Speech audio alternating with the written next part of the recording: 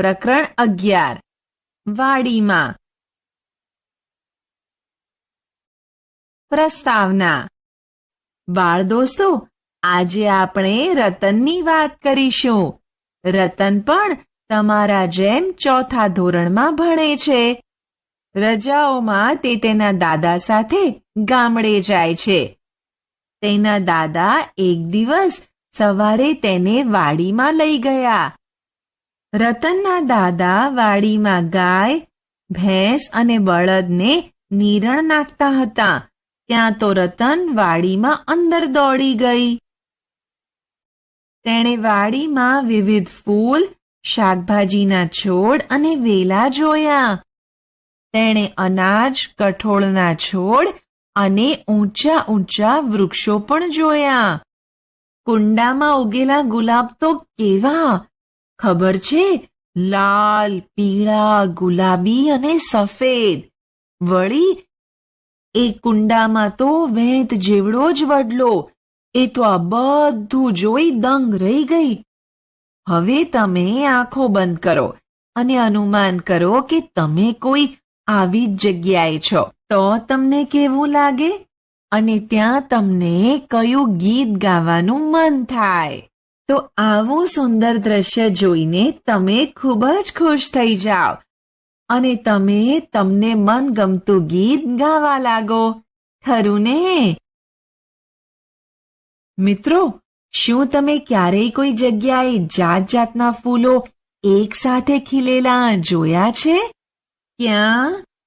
તમે બગીચામાં જાત જાતના ફૂલો એક સાથે ખીલેલા જોયા જ હશે. તમે જુદા જુદા રંગના કેટલા ફૂલ જોયા છે? તે ફૂલોના રંગના નામ લખો.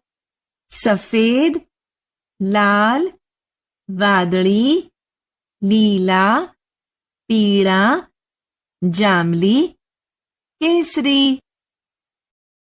મિત્રો, તમારા ઘરમાં એવી કોઈ વસ્તુઓ છે જેના પર ફૂલોની ભાત બનેલી છે? જેમ કે કપડાં, ચાદર, કુંજાઓ વગેરે. આવી જ એક ભાત બતાવી છે, તે જુઓ. આ કચ્છના લોકો દ્વારા ભરત ગૂંથણ વડે તૈયાર કરેલ ચાકળાનું ચિત્ર છે. તેમાં ફૂલો વગેરેની સુંદર ભાત ખૂબ ઝીણવટથી કરવામાં આવી છે. આ ઉપરાંત અહીં ઓશિકાના કવર, પાકીટ, બગલથેલા, થેલીઓ ઉપર પણ ભાત તૈયાર કરાય છે. મિત્રો, આના જેવી ભાત તમારી નોટબુકમાં દોરો અને રંગ પૂરો. જેમ રતને જુદા જુદા ફૂલ જોયા, તેમ તમે પણ ફૂલો જોયા હશે.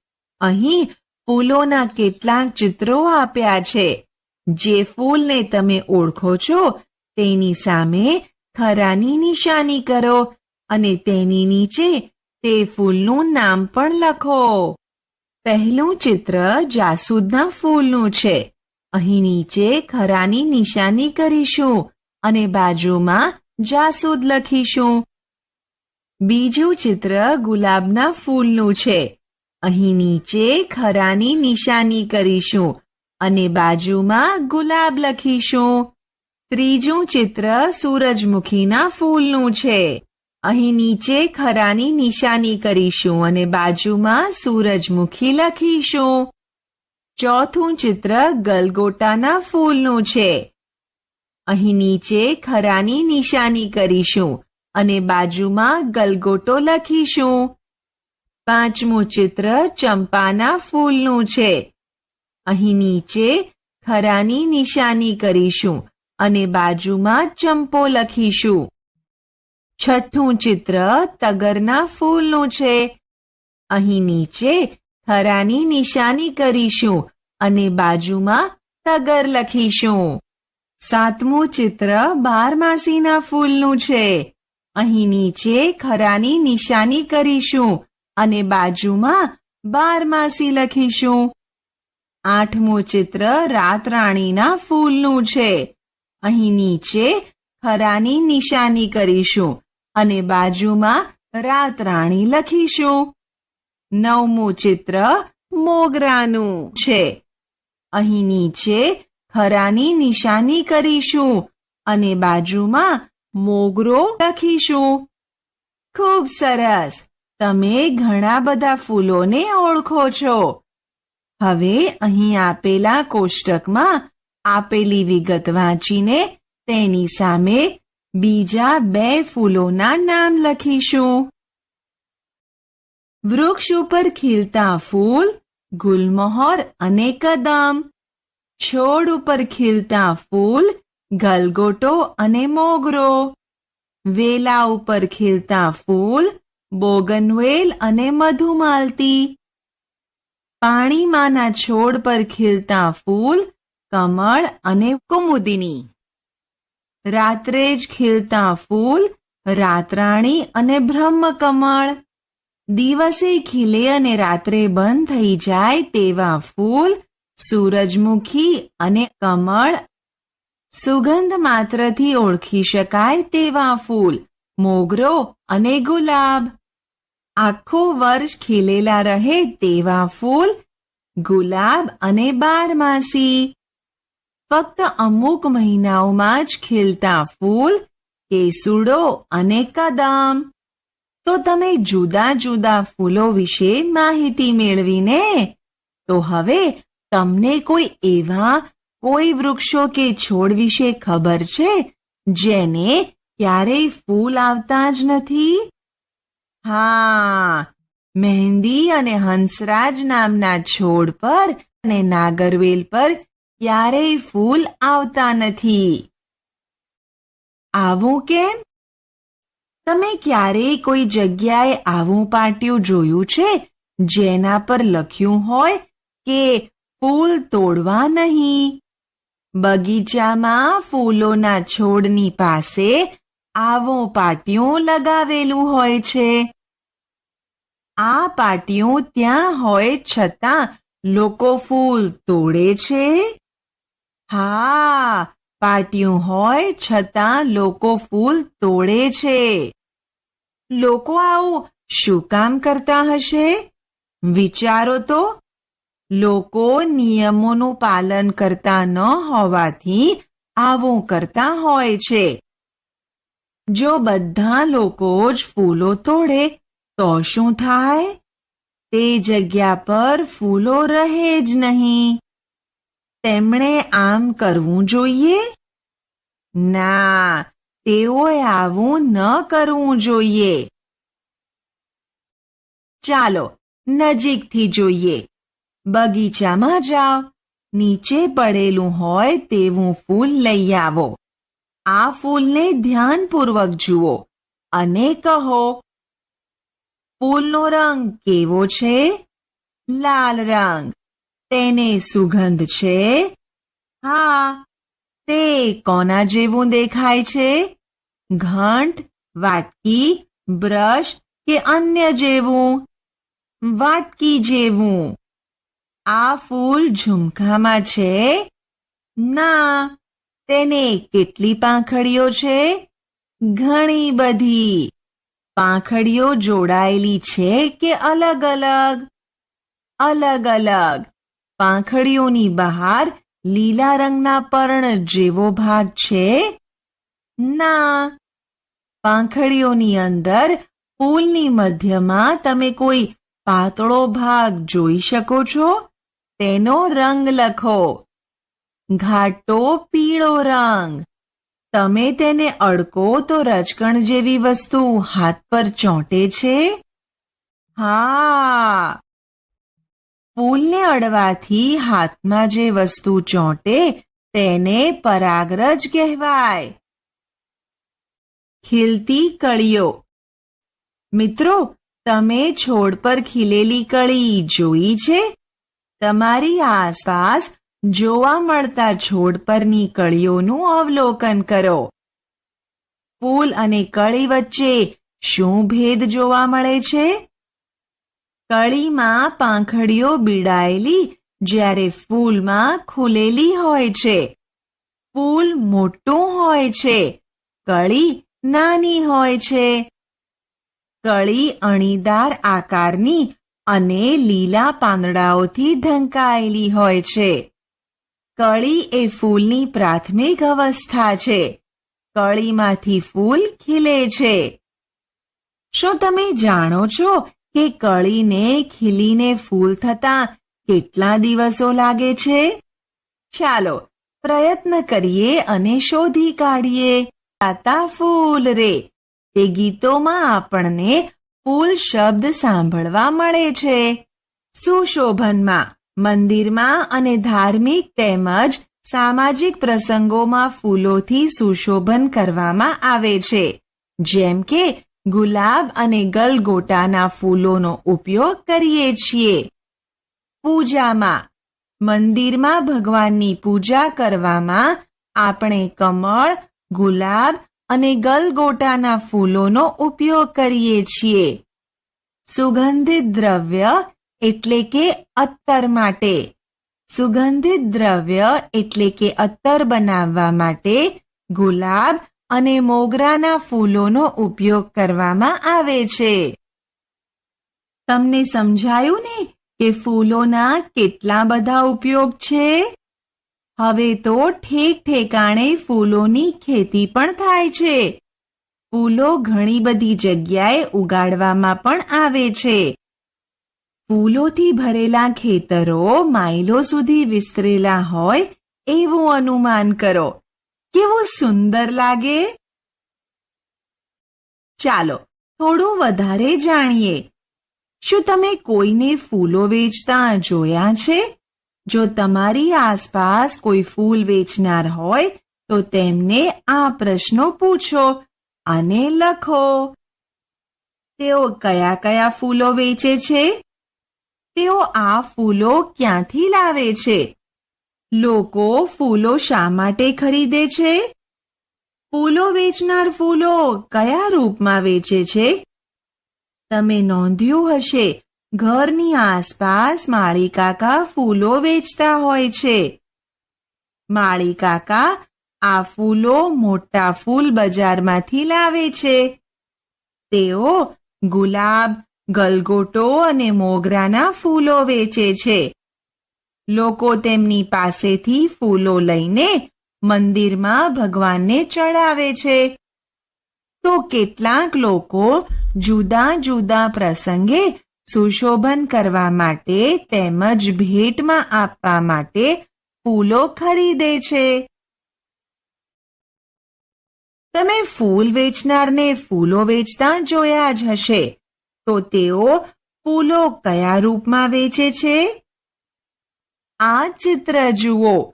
તમે જોયેલા ફૂલોના રૂપની નીચે ખરાની નિશાની કરો.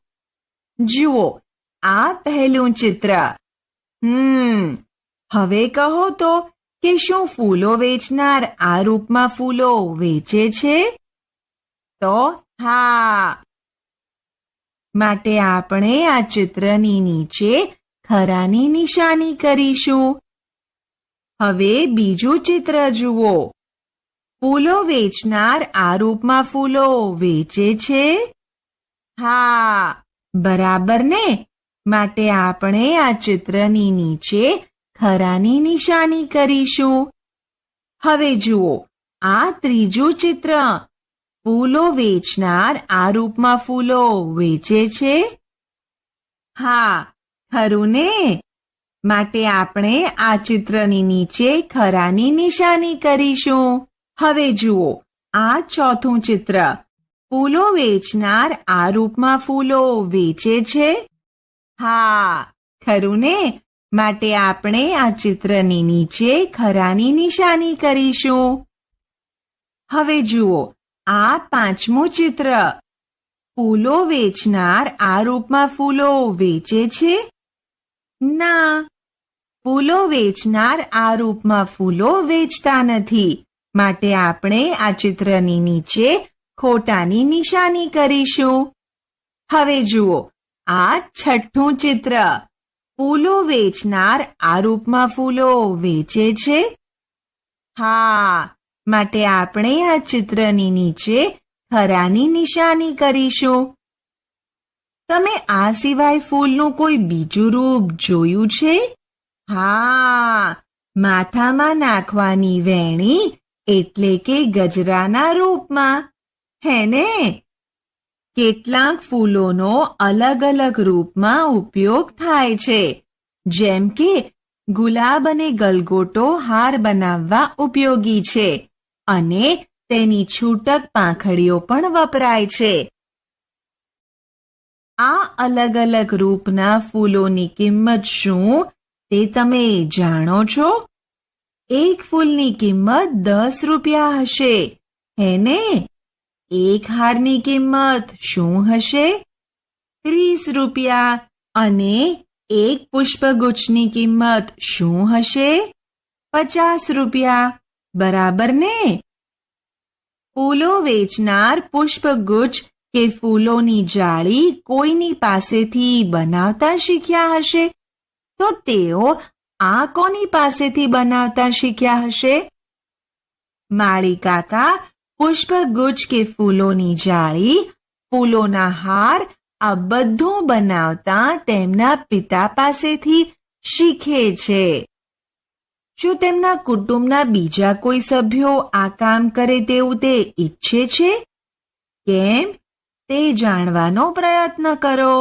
ચાલો પ્રવૃત્તિ કરીએ. પ્રવૃત્તિ. આપણે 4-5 મિત્રોનું એક જૂથ બનાવીને એક પ્રવૃત્તિ કરીશું. આ પ્રવૃત્તિ કરવા માટે તમારે વૃક્ષ કે છોડ પરથી પડી ગયેલા ફૂલો વર્ગમાં લાવીને આ ફૂલોને જૂના સમાચાર પત્ર વચ્ચે એકબીજાને અડે નહીં તેવી રીતે ફેલાવી દેવા. હવે સમાચાર પત્ર ઉપર ભાર મૂકી દો. ફૂલો સુકાઈ ન જાય ત્યાં સુધી દબાવી રાખો. ત્યારબાદ બધા ફૂલો સાચવીને લઈ લો અને તેની સ્ક્રેપબુક એટલે કે ફૂલપોથી તૈયાર કરો. તમે આ સુકાયેલા ફૂલોનું સુંદર કાર્ડ બનાવવામાં પણ ઉપયોગ કરી શકો છો. ચાલો હવે રતનની આગળ વાત કરીએ. રતન તો વાડીમાં આગળ ને આગળ ચાલતી જ જાય છે. ખેતરના એક ખૂણે તેણે થોડાક માણસોને એક ક્યારામાં ઘાસ સાફ કરતા જોયા. તેણે પણ ત્યાં જઈ ઘાસ ખેંચવાનું ચાલુ કર્યું. પછી શું થયું ખબર છે? તેના નાજુક હાથ ઘાસ ખેંચવાના લીધે લાલ થઈ ગયા. ત્યાં ઘાસ ખેંચતા તેનાથી કેટલાક મૂળ પણ ખેંચાઈ આવ્યા. શું તમે કહી શકો કે બધા જ છોડને મૂળ હોય છે? હા, ખરું ને? તમારા ઘરની આસપાસ ઉગેલા થોડા વૃક્ષો અને છોડ જુઓ. તેમના મૂળ કેટલા ઊંડા અને ફેલાયેલા છે? અનુમાન કરો. આપણા ઘરની આસપાસ કે અન્ય કોઈ જગ્યા પર ઉગતા વૃક્ષોના મૂળ જમીનમાં ઊંડે સુધી હોય છે, જ્યારે છોડના મૂળ બહુ ઊંડે સુધી હોતા નથી. ત્યાં રતને જોયું રામજીભાઈ મૂળા ખેંચીને બહાર કાઢતા હતા. રતને રામજીભાઈને પૂછ્યું તો તેમણે કહ્યું, બેટા આ મૂળા છે અને તે પણ મૂળ જ છે. ત્યાં અચાનક એકદમ વરસાદ શરૂ થઈ ગયો. ભારે પવન સાથે વરસાદ હોવા છતાં ખેતરના કિનારે ઊભા વૃક્ષો તો અડીખમ ઊભા હતા. ભારે પવન હોવા છતાં વૃક્ષ કેમ પડ્યું નહીં? અનુમાન કરો તો. વૃક્ષના મૂળિયા જમીનમાં ખૂબ ઊંડે સુધી હોવાથી તે વૃક્ષને જમીનની સાથે જકડી રાખે છે. માટે ભારે પવન હોવા છતાં વૃક્ષ પડ્યું નહીં. ઉગતા નાના છોડને પાણી મળતા જ તેના સુકાયેલા પાંદડા ફરી તાજા કેમ બની જતા હશે? પાણી ન મળવાના કારણે છોડ કે વૃક્ષના પાંદડા સુકાઈ જાય છે. પાણી મળતા તે ફરી તાજા બની જાય છે. તમારી આસપાસ કયા છોડને નિયમિત પાણી આપવું પડે છે? આપણી આસપાસ ઉગતા ફૂલોના છોડ, કુંડામાં ઉગાડેલા છોડ અને તુલસીના છોડને નિયમિત પાણી આપવું પડે છે અને ખેતરમાં વાવેલા પાકના છોડને પણ નિયમિત પાણી આપવું પડે છે. રતનને પણ ખબર પડી કે તેના ઘરની આગળ ઉગેલા મોટા લીમડાને તેણે ઘણા સમયથી પાણી નથી આપ્યું. તેણે વિચાર્યું, તો તે લીમડો ક્યાંથી પાણી મેળવતો હશે? મિત્રો, લીમડાના વૃક્ષના મૂળિયા જમીનમાં ખૂબ ઊંડે સુધી હોય છે. તે મૂળિયા જમીનની અંદર રહેલા પાણીને શોષીને ડાળી સુધી પહોંચાડે છે અને વરસાદ આવવાથી પણ વૃક્ષને પાણી મળે છે. આ રીતે રતનની ઘરની આગળ ઉગેલો લીમડો પાણી મેળવતો હશે. તમારી આસપાસના કયા વૃક્ષને નિયમિત પાણીની જરૂર નથી? તે પાણી ક્યાંથી મેળવે છે? આપણી આસપાસના લીમડો, પીપળો, વડ જેવા મોટા વૃક્ષોને પાણીની જરૂર નથી. આ વૃક્ષોના મૂળિયા જમીનમાં ખૂબ ઊંડે સુધી હોવાથી તે જમીનની અંદર રહેલા પાણીને શોષીને ડાળી સુધી પહોંચાડે છે. વરસાદ આવવાથી વૃક્ષોને પાણી મળે છે. જુઓ, અહીં શાકભાજીના કેટલાક ચિત્રો આપેલા છે અને તેમાંના કયા મૂળ છે તે શોધો. આમાંથી ગાજર, મૂળો અને બીટ અને કોહરાબી મૂળ છે. બાકીના શાકભાજી વેલા કે છોડ પર ઉગે છે. રતનને હવે છોડ વિશે વધુને વધુ પ્રશ્નો થવા લાગ્યા. તેણે શાળાની દિવાલમાંથી છોડને ઉગતો જોયો. તેને આશ્ચર્ય થયું. તેણે વિચાર્યું, આ છોડના મૂળ કેટલા ઊંડા જતા હશે? તેના મૂળને પાણી કેવી રીતે મળતું હશે? આ છોડ કેટલા મોટા થતા હશે? આ દિવાલનું શું થતું હશે? ચિત્રમાં આપેલા છોડનું નામ તમે કહી શકો? હા, આ બોગનવેલનું ચિત્ર છે. તમે આવી રીતે દિવાલની તિરાડમાંથી છોડ ઉગતો જોયો છે? આ રીતે ઉગેલો છોડ ક્યાં જોયો છે? તમે ચોક્કસ ઘરની પાસે આવેલા કોઈ મકાનના દિવાલની તિરાડમાંથી ઉગેલો છોડ જોયો હશે. તમને કયા કયા પ્રશ્નો થયા? પ્રશ્નોના જવાબ તમારા વડીલો પાસેથી જાણીને નોંધો. રતને ખેતરના શેડે એક મોટું ઝાડ રોડ પર પડેલું જોયું. તેને તેની શાળાનું લીમડાનું વૃક્ષ યાદ આવ્યું. શેડે પડેલા વૃક્ષના થોડા તૂટેલા મૂળ તે જોઈ શકતી હતી. તેને જોઈને તેણે વિચાર્યું, આ વૃક્ષને કોઈએ ઉખાડ્યું હશે કે તે જાતે જ પડી ગયું હશે? આ વૃક્ષ કેટલું જૂનું હશે? શેડા પરના પથ્થરોની વચ્ચે આ વૃક્ષ પાણી ક્યાંથી મેળવતું હશે? ચાલો વાત કરીએ. તમારા વિસ્તારમાં કયા વૃક્ષ જૂના છે? તે કેટલા જૂના છે? તે તમારા વડીલો પાસેથી જાણો. આપણા વિસ્તારમાં લીમડા અને પીપળા વગેરે જેવા વૃક્ષો સૌથી જૂના, લગભગ 80 વર્ષ જૂના હોઈ શકે છે. આ વૃક્ષ પર રહેતા પ્રાણીઓના નામ લખો. સામાન્ય રીતે આ વૃક્ષ પર ચકલી, પોપટ, મેના, કોયલ, કાગડો અને કબૂતર જેવા પક્ષીઓ અને વાંદરો રહેતા હોય છે. શું તમે કોઈ મોટા વૃક્ષને નીચે પડેલું જોયું છે? તમે તે જોયું ત્યારે શું વિચાર્યું? વિચિત્ર મૂળ. તમે વડના વૃક્ષ પર હિંચકા ખાધા છે? હા, ખરું ને? હિંચકા ખાવા માટે શું પકડ્યું હતું? તમે હિંચકા ખાવા માટે વડના ઝાડ પર લટકતી વડવાઈઓ પકડી હશે. લટકેલી ડાળીઓ કોના જેવી દેખાય છે? લટકેલી વડવાઈઓ જમીનની અંદર રહેલા ઝાડના મૂળ જેવી લાગે છે, ખરું ને?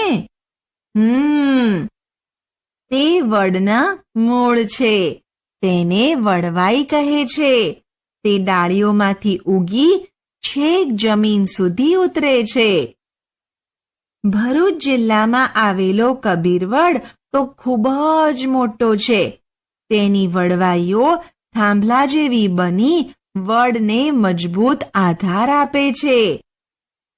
આ વાતે યાદ રાખજો કે વડને બીજા વૃક્ષોની જેમ જમીનની અંદર પણ મૂળ હોય છે.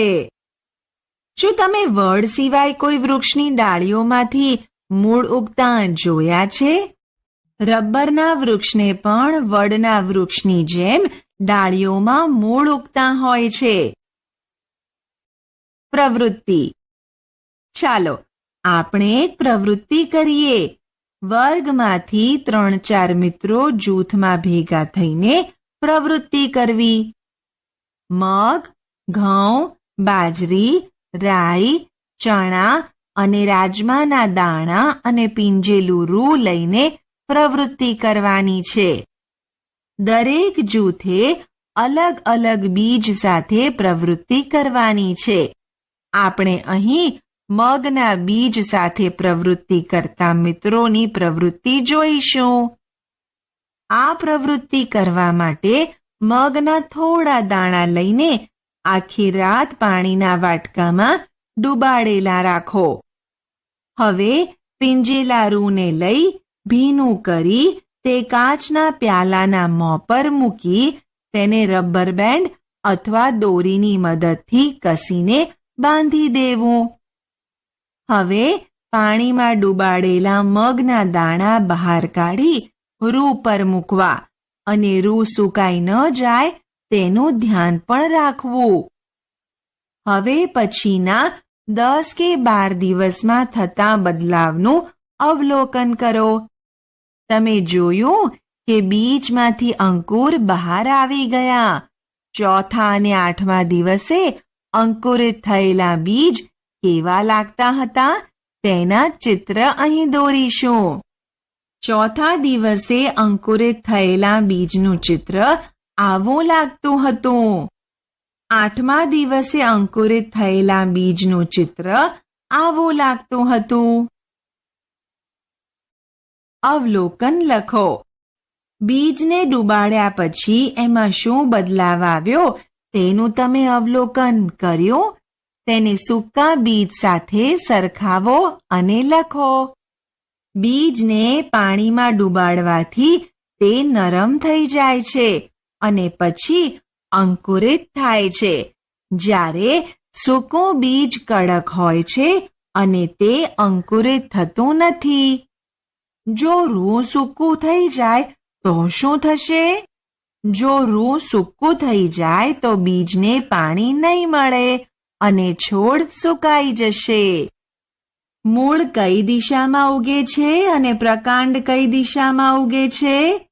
મૂળ હંમેશા નીચેની દિશામાં અને પ્રકાંડ ઉપરની દિશામાં ઉગે, એટલે કે વૃદ્ધિ પામે છે. રૂના ટુકડામાં છોડ કેટલો ઉગે છે? રૂના ટુકડામાં છોડ નાનો ઉગે છે.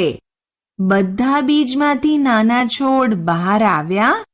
ના, બધા બીજમાંથી નાના છોડ બહાર આવ્યા નહીં. મૂળનો રંગ કેવો છે? મૂળનો રંગ સફેદ છે. તમે મૂળ ઉપર કોઈ રેસા જોયા? હા, મૂળ પર નાના નાના રેસા હતા. રૂમાંથી નાનો છોડ ખેંચીને કાઢવા પ્રયત્ન કરો. તમે તેને ખેંચીને કાઢવા સક્ષમ છો? કેમ? ના, રૂમાંથી નાના છોડને કાઢી શકાતો નથી, કારણ કે તેના મૂળ રૂને જકડી રાખે છે. તમે જોયું રૂને મૂળ કેવી રીતે જકડી રાખે છે?